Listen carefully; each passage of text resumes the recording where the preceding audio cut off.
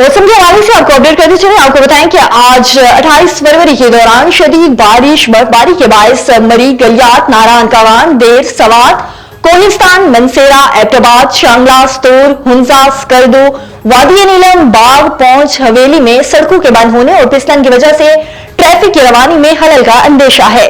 शदीद बारिश और बर्फबारी के बायस खैबर पख्तूनख्वा के पहाड़ी इलाकों, कश्मीर, गिलगित बल्तिस्तान, मरी और गलियात में लैंडस्लाइडिंग का भी खतरा है।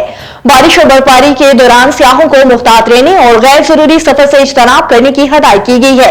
आज रिकॉर्ड की गई कम से कम दर्जा हरारत में पारा चनार -5, लिया -3, गोप्स -2, कलाम, मालम जब्बा और स्कर्दू में -1 डिग्री सेंटीग्रेड रिकॉर्ड किया गया।